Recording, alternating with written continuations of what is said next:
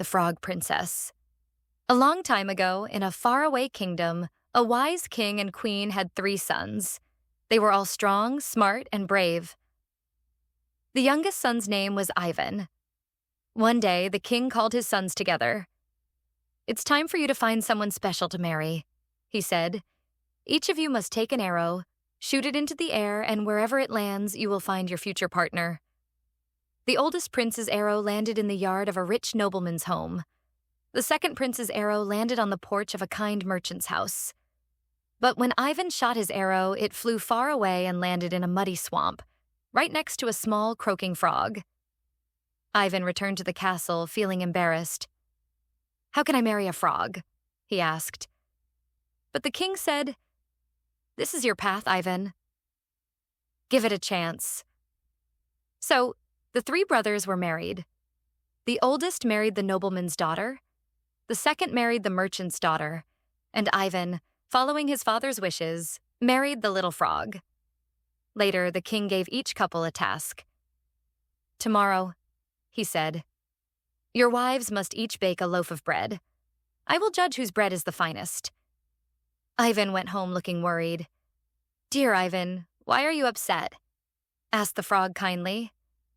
"The king wants you to bake a loaf of bread by tomorrow," Ivan said with a sigh. "Don't worry," said the frog. "Get some rest. Everything will be fine." That night, while Ivan slept, the frog secretly became Vasilisa, a beautiful young woman under a magical spell.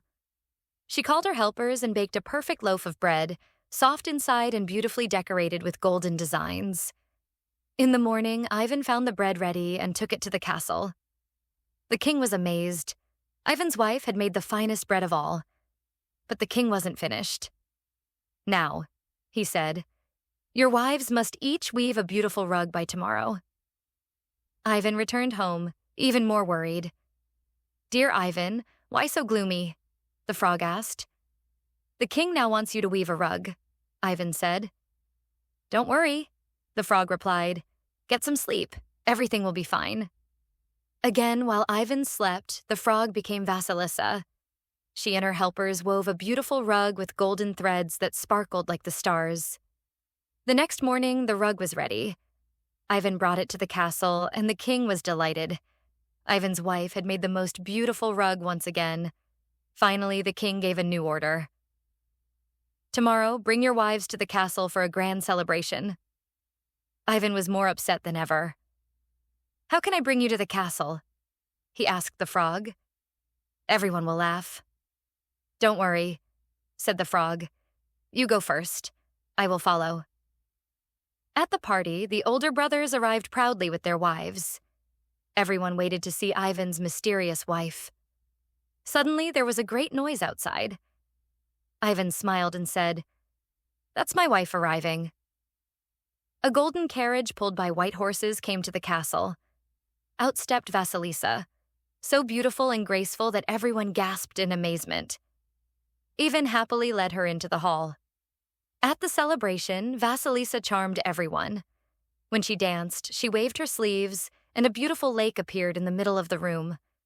Then she waved again, and elegant swans floated across the water. The king was so impressed that he told Ivan he would someday rule the kingdom. Later, Vasilisa explained everything to Ivan. "I was placed under a magic spell and could only be free when someone truly accepted me as I was, without trying to change me. Your kindness and patience broke the spell." Ivan smiled, understanding at last. From that day on, Ivan and Vasilisa lived happily together, ruling the kingdom with wisdom, kindness, and joy. And whenever Ivan thought about how they first met, he remembered the important lesson.